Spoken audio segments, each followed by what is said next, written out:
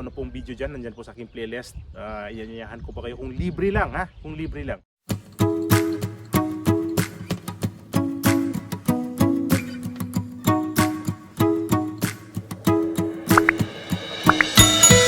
Okay, good morning po sa ating lahat dyan, sa patuloy niyong suporta sa aming YouTube channel. Maraming salamat po. Maraming salamat po sa inyo dyan.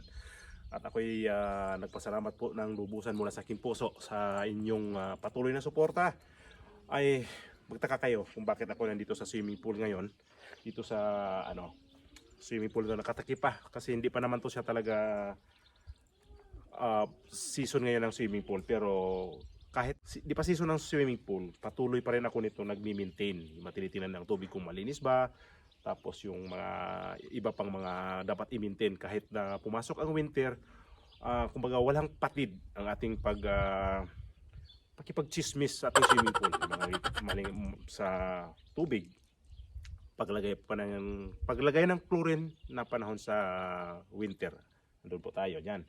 Tapos yung mga equipment na sa baba. Lalo na yung pag-filtration kasi minsan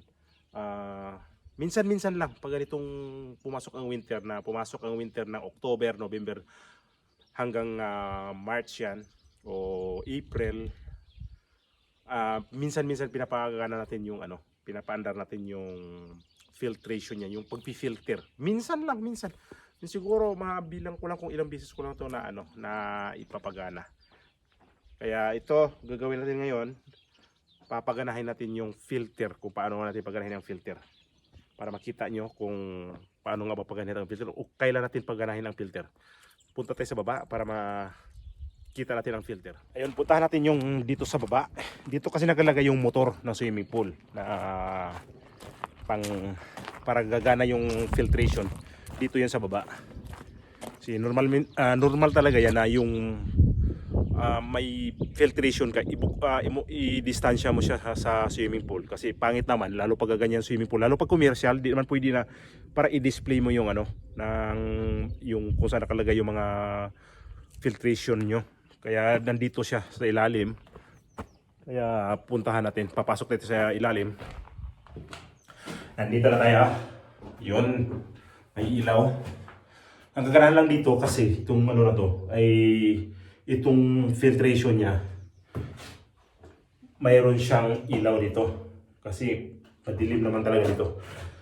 Ngayon, explain ko sa inyo yung kunting alam ko lang, ha. Hindi ko to sabihin na sobra kong eksperto nito, ha. Kaya pasensya na yung naisip ko lang sa inyo yung base na rin sa aking experience na nagiging trabaho ko dito. Kasi dati sa Maynila kasi ang trabaho ko, nagkaroon din akong trabaho ng ganito ng pagbiminti ng swimming pool. Pero hindi yun kasing haba ng experience ko na naranasan ko. Nung pagdating ko dito, ito na yung nagiging trabaho ko. Kasi alam mo, pagdating natin sa ibang bansa, kahit anong trabaho gagawin natin, utusan tayo. So ito yung nagiging parte ng trabaho ko ng pag-alaga ng swimming pool. So sa gusto pong manood sa aking mga video tungkol po sa swimming pool, andyan po yan sa aking playlist. Bisitahin nyo kung may time kayo, panoorin nyo. Sigurado ako na ibang mga sinasabi ko ngayon, nasabi ko na rin to dati, nabalik lang. So kung gusto nyo, bisitahin nyo ulit yung mga ko dyan sa playlist. Punta nyo yung playlist ko, makikita nyo yung mga video ko dyan, mga random, pero meron akong mga video dyan na siya na tungkol sa swimming pool. May tungkol sa mansanas, basta lahat po dyan naka-playlist. Puntahan, hanapin nyo lang po yung pag-alaga ng swimming pool. Ngayon, para maintindihan nyo na kung konti, may share ko sa inyo ng konti din itong video, sana matapos nyo ito para mayroon kayo konting idea na galing sa akin. Yung konti yung idea nakuha sa iba, madagdag sa akin, magiging malaki na, di ba? Yon, para hindi tayo magtagal, ituro ko sa inyo kung bakit natin paganahin ang pang-filter o pag-filtration sa ating swimming pool. Ngayon, ituro ko sa inyo. Itong maliit na yan yung motor ng para pag-aandar na yung pag-filter niya, siya yung aandar. So, pag kayo na swimming pool, kailangan ito lagi nakalagay sa filter, no? ito, nasa filter siya lagi. Kasi pag once na umandar na yan, tapos pagdating ng naka-filter yan siya, o sa filtration, automatic na siya. Diyan lagi yan. Talagang obligatory talaga dyan siya ilagay. Meron pang iba dyan mga hindi ako gumagamit na, yan lang lagi kong ginagamit at saka yung backwash, paglinis ng tubig na marumi. Ito yung iikot mo lang to siya para mabakwash yung mga maruming tubig. Mayroon na po akong dyan, video, bisitahin nyo ulit ha, sa aking playlist. Meron ako dyan para makita nyo kung paano magbakwash. And then, ito yung ang ganahan nga nito dahil may siya, relo. Ito yung nagdala ng oras, yan siya. Yan. Pagka dumating ang oras na halimbawa, isip ko siya ng alas 12 ng tanghali o anong oras ang pwede kong gawin na aandar yung motor na kusa. Ilagay ko na siya ng alas 12, aandar ko sa yung motor. Tapos mag-filter na yung tubig. Tapos pwede siyang i-manual pero pagka kailangan automatic siya. So ngayon nakapatay siya, pandarin natin kung bakit kailangan talaga natin i-filter ang tubig. Ayan. So narinig nyo, mandar yung motor. Ayan. Mandar siya.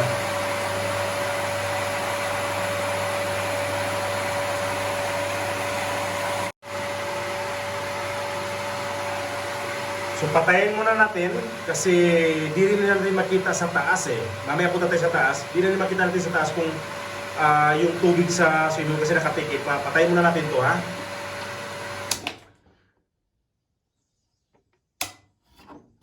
Yan, patay na siya. Tapos i-explain ko sa inyo kung bakit kailangan talaga ng filtration sa swimming pool. Ito yun, bakit kailangan natin i-filter ang swimming pool araw-araw. Lalo pag swimming pool na laging gamit o laging naliligo. May naliligo. Lalo pang yung mga commercial na swimming pool. Bakit kamo kailangan i-filter yan araw-araw? Kasi yung dumi niyan, para matanggal sa loob ng swimming pool, dalhin niya dito yung dumi. Dito sa loob nito, may buhangin yan. Yun yung parang naglilinis. Di lang parang dito siya nililinis ang tubig. Nanggaling sa swimming pool. Na maruming tubig, dito pupunta. Ito siya. Distansya tayo. Diyan siya mapunta ang tubig na marumi. So, parang kung kung mag-dialysis, mayroon siyang machine na pupunta doon yung duming dugo para mag-circulate ang dugo. Parang ito ang trabaho niya. Iyan. Siya ang nagsisirculate ng tubig na marumi. Tapos ang tubig na marumi, di na babalik sa swimming pool. Alam niyo bakit? Na-stuck na dyan eh. Nandyan siya naiwan. Kaya kailangan yan, pag laging gamit ang swimming pool, tapos lagi kayo nag-filter, araw-araw nag-filter yung tubig, kailangan ang tubig linisin ito dito kasi pag yan may tendency na yung buhangin nyo dudumi, parang di na masyadong linis ang tubig nyo. Parang ang swimming pool nyo kahit araw-araw ng filter, pag di nyo nilinis to, malabo ang nyo, parang walang nangyari sa pag-filter nyo kasi ito siya dito ang naglilinis eh. Kailangan linisin din to siya mga sa isang linggo, linisin nyo ng 2 beses o 1 beses, basta huwag nyo kaligtaan na linisin siya. Napaka-importante ang tubig sa swimming pool na malinis. Pag hindi malinis ang inyong tubig, parang hindi kayo maakit maligo. Itong tubig dito, may video ko niyan na 6 years na ito hindi pinapalitan halos na mag 7 years na hindi ito pinapalitan ng tubig. Kaya itong darating na mga bago mag summer, bubuksan na yan, ibibideo ko rin yan. At saka makita nyo yung tubig sa ilalim kung gaano kalinis pa din, gaano kalinaw. Hindi malinis kasi natural yan, kasi nakatakip ngayon. Hindi pa siya malinis na pero pag nag-umpisa na yan na mag-filter na malinis ang tubig. Tapos ipapakita ko sa inyo yan pag nag-umpisa tayo magbukas niyan. Ngayon i-update ko ito dahil po doon sa may nag-comment. Sir, maraming salamat sa inyong comment na i-explain ko bakit ang pag-filter ng tubig. Kaya ito yon.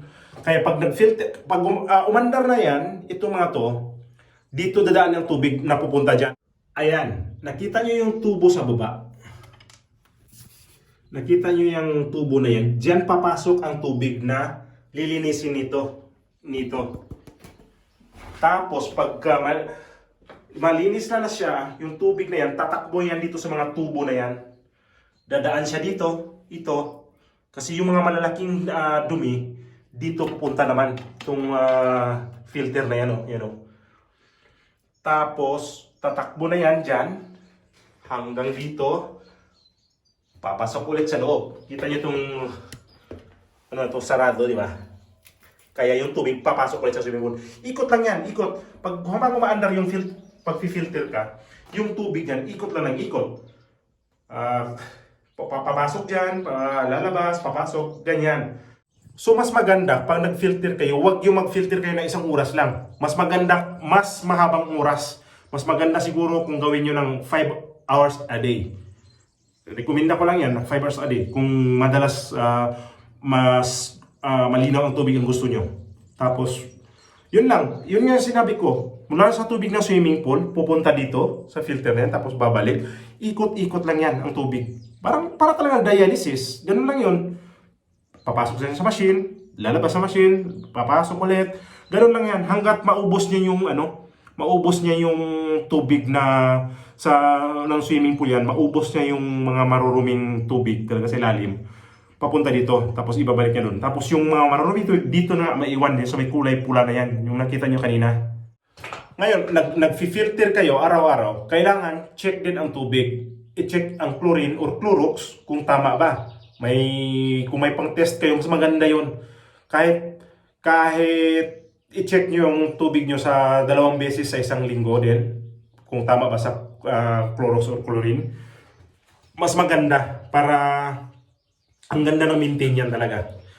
Kasi subok ko na yan talaga pagka binabantayan mo ng gusto. Ang swimming pool kasi matrabaho ha. Hindi talaga to basta-basta ka lang mag-ano ng swimming pool na hindi pagka gusto mong tubig talaga maganda. Trabahuin talaga siya para okay. Pero pag tuloy-tuloy naman araw-araw ang mag-maintain mo, yung pag mo lang susurbihin mo lang siya kung tama yung tubig. Yung mga kailangan check mo rin yung mga makina mo kung tama ba ang nasa condition ba, kasi pag yan may nakita kang problema, kailangan maayos agad. Kaya yung tubig, kung gusto niyo talagang tubig na malinis, kailangan araw-araw niyo puntahan yung swimming pool niyo. Hindi lang araw-araw, maya nakakalibang ang tubig pag malinaw. Kaya yan ang ginagawa ko. Nung itong taon na to, atong dumaang taon pala, talagang doon ako nagkuha talaga ng medyo malalim, malalim talaga nung ginamit ko. Mas pinaano ko pa, parang pinag-aralan ko talaga paano ba ang swimming pool. Kasi dati, ang swimming pool kasi kalagitaan pala ng summer, lalo pag may naligo na madalas, tapos pag naninilaw ang tubig ko, bakit ganon? Kaya nung nakaraang taon lang talaga tinutukan ko kung bakit ba ganon ang nangyari nung nakaraang mga taon. So tiningnan ko yung kailangan ng pagkontrol ng tubig sa pH at saka sa chlorine. Doon ko tinitingnan yun. Tapos yung paggamit ko ng itong nito, yung pag-filter, kulang ang pag-filter ko kasi 3 hours lang a day. So sabi ng amo sa akin, dagdagan mo nga kung pwede ba, malilinaw pa ba. So dinagdagan ko ginawa kong 6 na oras ngayon, araw-araw yan pagdating ng summer, 6 na oras yan ng pag-filter yan. Ang kaganahan nito kasi automatic. Pag nagdating ng 6 na oras, so na siya, kusa siyang mamamatay. Kusa siyang andar pag umaga, kusa siyang mamamatay pagdating ng hapon. Kaya yan ang kaganahan pag mayroon tayong ganitong automatic na pag-filter. So yun yung dahilan kung bakit itong taon na to napakaganda ang tubig. Ang linis talaga, ang linis. Kaya ngayon, kahit ngayon na winter, pumasok na yung winter, meron akong nilagay na Clorox na pang winter. Malinis pa rin ang tubig. Mamaya pagkakit natin, ipapakita ko sa inyo yung tubig talaga na gaano siya kalinis. Halos buksan natin yung kalahati ng swimming pool para makita natin ang tubig, kung gaano kalinaw ang tubig pagdating ng winter. So ito yung gagawin pag anong purpose ng pag-filter. Tapos ang kagandahan lang din nito na pag-filter niya na araw-araw talaga na 5 oras o 6 na oras. Ang kagandahan nito kasi ang gamit ko rin dito ang paglinis kay hindi manual, yung robot ang ginagamit ko nito. At least yung robot nagtatrabaho siya ng mga 3 oras din sa araw-araw. Kaya isa 'yun sa dahilan na napakaganda talaga ang tubig.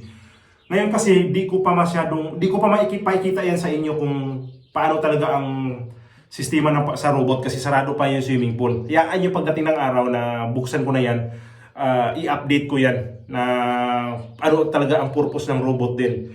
So ito yung pag ano ngayon, pag-usapan natin yung pag-filter lang. Kasi pag ang tubig natin na maganda ang pag-filter, malinaw nga.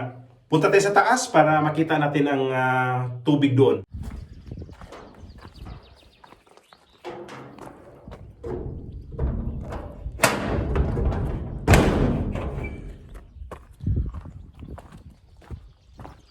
So kahit itong winter nung pag na may time ako, pinupunta ko ilalim niyan kasi minsan ang daming mga lawala. Kita nyo kanina may lawala ako tinanggal.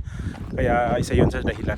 Lakas ang hangin Kaya isa yun sa dahilan na kailangan yung pag-maintain mo walang araw-araw halos. Kaya malakantay ka na naman sa akin. Ha? Anong kailangan?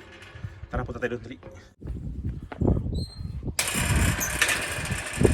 Yan, sabi ko kanina, yung pag ano ng maintenance swimming pool, matrabaho talaga kasi kailangan bantayan mo talaga siya kung malinis o malinaw ang tubig. Ayan, nandito na tayo. Ito yung tubig sa taas. Puntahan natin yung doon banda sa nag-green Ayun kung sa ilalim ba green ba. Ayan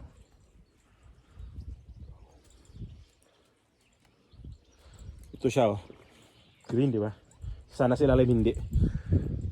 Tingnan natin sa ilalim kung malinaw ba ang tubig. Buksan ko siya, tapos silipin natin. Hindi na silip, talagang tanawin natin pati pinakailalim. Doon natin buksan kasi yan ang parte ng swimming pool na medyo, ito kasi dito banda. Bababa yan dito. Bababa ito yung hagdanan.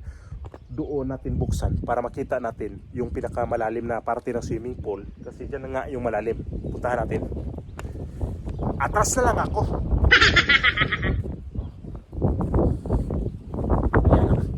So ayan, dito natin buksan. Iangat ko lang yung trapal.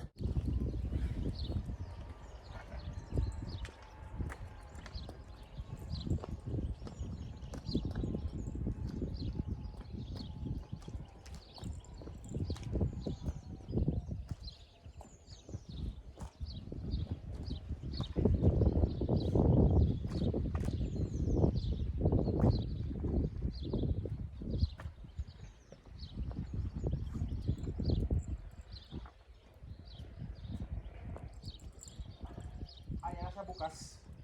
Tingnan nyo ang tubig kung gaano kalinis. Hindi ko ito ibukas doon kasi mamaya mahirapan ako magtanggal. Dito din, buksan natin. Ayan.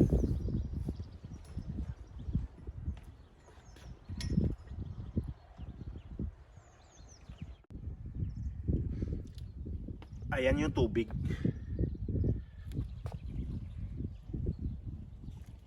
Kitang-kita, di ba? Malinaw yan sabi ko na mahuhulog yan yung trapal lang niya mahirap, pero okay lang yan kasi kunti lang naman ang bukas ko. Ayan siya, may mga dahon din sa ilalim pero di yan problema. Ayan siya. So ayun yung purpose natin sa paggamit ng filter. Hayaan nyo pagka nag-upisa ulit ako na mag-operate nito na full operation talaga, yung talagang ginagamit na siya. Iba-vlog ko yan ng madalas para may kayo, karagdagan pang idea sa swimming pool. Ito yung swimming pool na lapad nito ay nasa 10 by 15. 10 yung ganon, yung lapad, 15 yung pahaba. Ito yung niya. Ito yung sukat niya. Tapos yung tubig nito nasa 150,000 liters, kung di ako nagkamali, pero di ako sigurado. So yun. Sana yung video nito na nakakuha kayo ng kunting idea na naibigay ko sa inyo. At ako'y magpasalamat sa inyo, patuloy na suporta ulit dahil kayo po ay patuloy lang dyan po. Sa mga gusto pong mag-comment, comment lang po kayo. Pwede nyo po akong ma-message sa aking Facebook. Meron po ako ilagay sa screen. Yan po yung aking pangalan sa Facebook. Pwede nyo kong ma-message diretso dyan. o kaya sa WhatsApp. Meron din po akong number dito sa ano, kung anong mayroon po kayo dyan, WhatsApp or sa Messenger or sa aking Facebook page, nandyan din po ako. Pwede nyo po ako makontak dyan. So ito yung naihandog ko sa inyo, naibigay ko sa inyo informasyon na kunti lang din. So wait lang, ibalik ko lang tong pagbalik tong trapal. Ibalik ko lang to para matapos na tayo dito.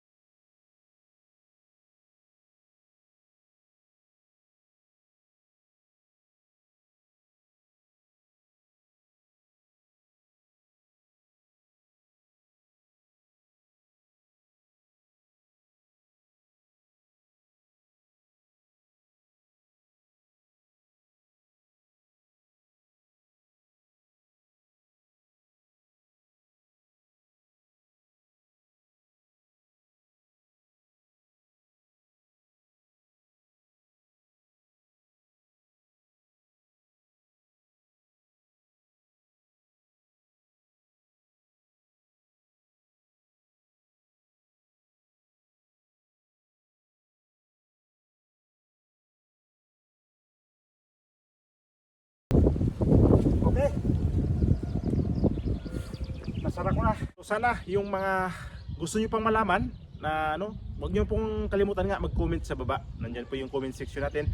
Bisitahin po lagi ang aking mga video tungkol po sa swimming pool. Kahit ano pong video dyan, nandyan po sa aking playlist. Iyanyahan ko pa kayo kung libre lang ha. Kung libre lang. So time na rin ha, ako magpaalam sa inyo. Maraming salamat sa inyong patuloy na suporta. At ako'y natutuwa sa mga pag-subscribe nyo sa aking YouTube channel. Na sana dadami pa tayo para magsama-sama tayo na marami. At ako'y magpaalam na. Hanggang dito na lang ako. Baka may ginagawa kayo o kaya nagsawa na kasi sa aking video. May ginagawa rin ako ngayon. So, bye na po. Maraming salamat.